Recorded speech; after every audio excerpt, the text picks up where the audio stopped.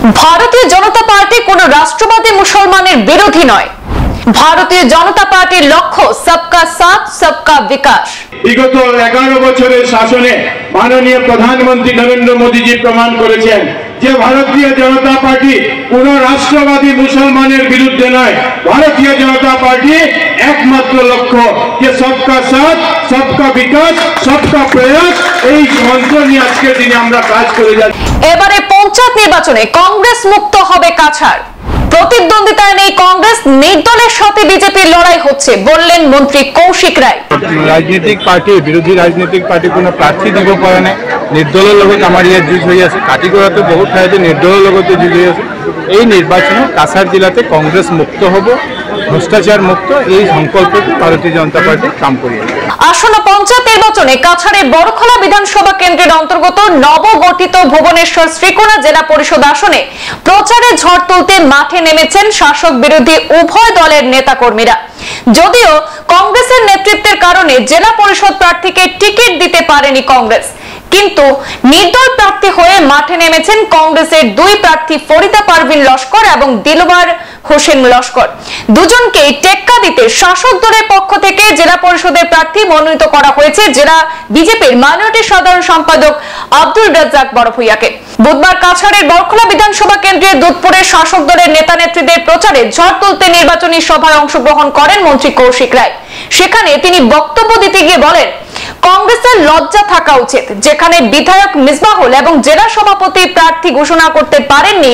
মূলত দুই প্রার্থীর কাছ থেকে মোটা অঙ্কের অর্থ আদায় করেছেন, ফলে একজনকে বিধায়ক টিকিট দিয়েছেন, অন্য অপরজনকে জেলা সভাপতি টিকিট দিয়েছেন।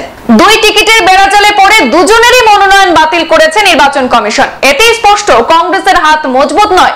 ক্ষমতায় না আসতে পেরে প্রার্থীদের কাছ থেকে তারা মোটা অঙ্কের টাকা হাতিয়ে নিয়েছেন কংগ্রেসের নেতারা।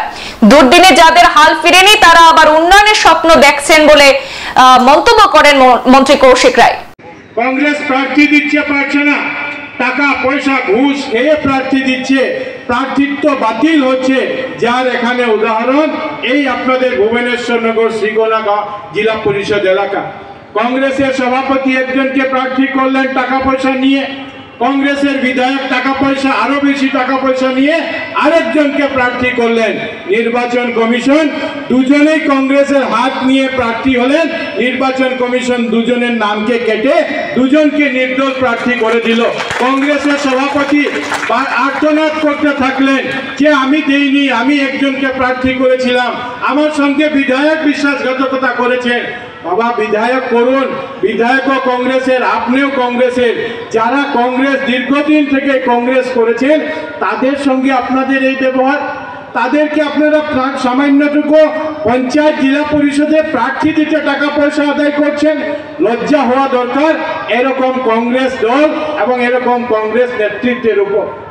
বিনা পয়সায় কোনো কংগ্রেসী ব্যক্তিরা যারা 25 বছর 30 বছর থেকে কংগ্রেসের হয়ে কাজ করেছেন, দিন রাত এক করে কংগ্রেসের জন্য কাজ করেছেন, কিন্তু বিনামূল্যে পঞ্চায়েতের একটা টিকিটও তাদের ভাগ্যে জুটেনি।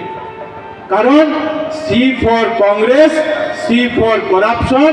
আর কংগ্রেসের একমাত্র লক্ষ্য যে 26-এর নির্বাচনে আমাদের সরকার হবে না, 26-এর নির্বাচনে আমরা বড়খলা জিততে পারবো না, কাটিগড়া জিততে পারবো না, কাছাড়ে জিততে পারবো না, আসামে জিততে পারবো না। এই জন্য যত আসনে পারি টাকা দিয়ে আমরা টিকিট দিয়ে অন্তত কিছু টাকা আদায় যাতে আমরা করতে পারি। ভারতীয় জনতা পার্টি আব্দুল রাজ্জাক বড়ভূইয়াকে এখানে প্রার্থী করেছি। আর প্রার্থীর সঙ্গে আমাদের সঙ্গে অনেক সময় বলা হতো যে ভারতীয় জনতা পার্টি মুসলমান বিরোধী।